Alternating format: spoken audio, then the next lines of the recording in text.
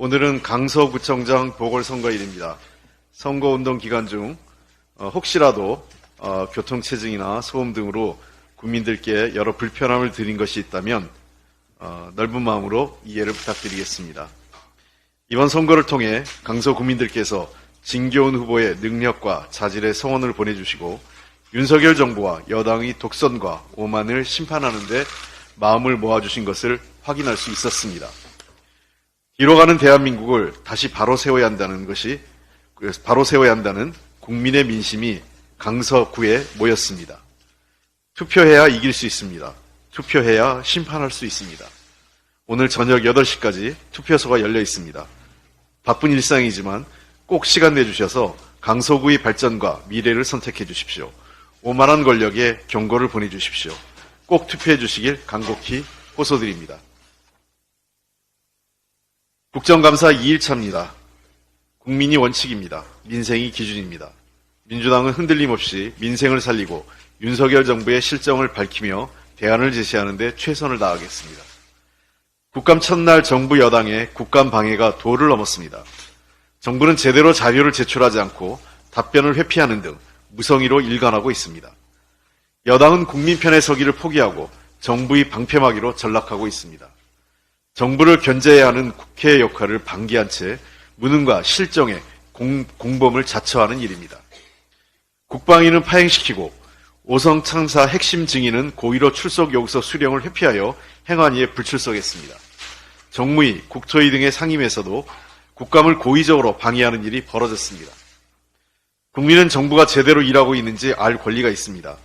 그래서 국회에 국정감사라는 권한과 역할을 주셨습니다.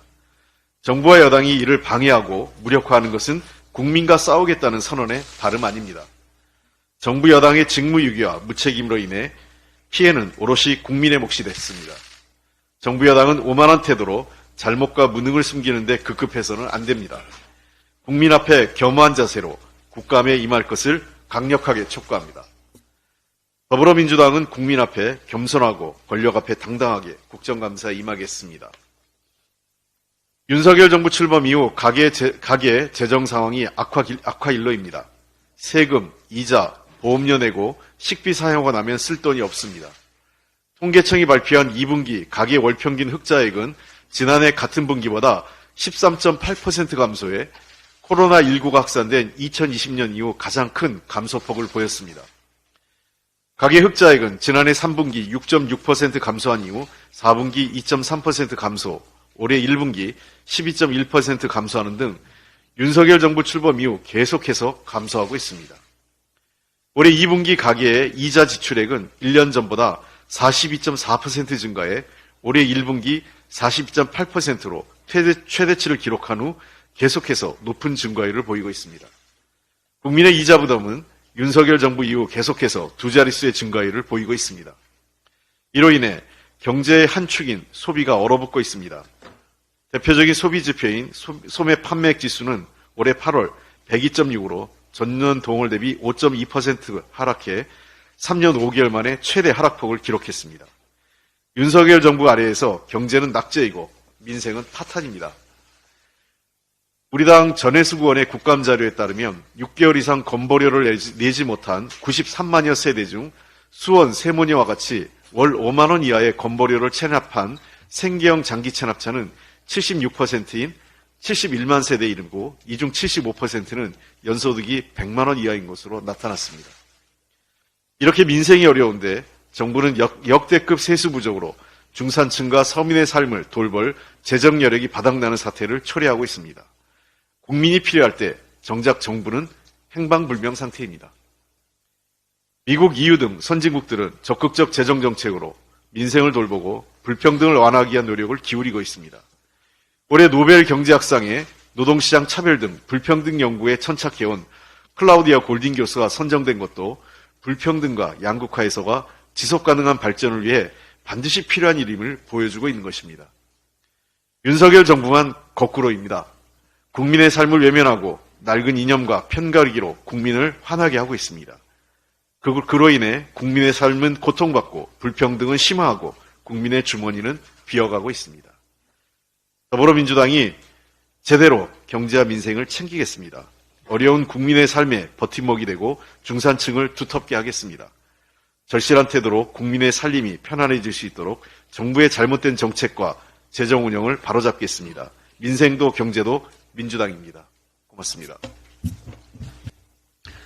정부와 여당의 잇따른 헌법기관에 대한 무력화 그리고 신뢰훼손에 대해서 강력하게 경고합니다. 김태우 후보는 본인이 대법원의 보복 판결이라고 얘기를 하고 있습니다. 이건 매우 잘못된 얘기입니다. 저는 국민의힘에게 묻겠습니다. 이러한 김태우 후보의 생각에 동의합니까? 동의하지 않습니까? 동의하지 않는다면 김태우 후보에 대한 강력한 경고와 함께 국민의힘에 정식 사과를 요청합니다. 대법원 사법부의 독립성을 저해하고 법관 개개인의 독자적 판단에 이러한 위협을 가하는 것은 매우 부적절합니다. 대통령이 무자격자인 술친구를 대법원장 후보로 임명해서 하려는 의도가 결국은 사법부를 장악하려는 의도입니까? 그렇지 않다면 이 문제에 대해서는 국민의힘이 분명히 생각이 다르다는 것을 밝히고 공식 사과를 요청합니다. 아울러서 헌법기관인 선거관리위원회의 선거관리위원회의 신뢰를 훼손할 수 있는 국정원의 발표에 대해서도 매우 유감스럽습니다. 이 결과는 지난 9월 22일 합동점검 결과 끝난 내용을 굳이 보궐선거 하루 앞둔 날 국정원에서 이 내용을 발표하는 것 자체를 이해할 수 없습니다. 선관위가 해킹될 수 있다면 그에 대한 대비책을 마련하고 보완책을 제시하는 것이 국정원이 할 일입니다. 민주주의에 꽂힌 선거에 대한 신뢰성을 선거와 투표에 대한 신뢰성을 훼손하는 것은 중대한 민주주의를 위태롭게 하는 행위입니다. 국정원이 또다시 과거의 버릇을 못 버리고 정치에 개입하려고 하는 것 아닌지 의아합니다.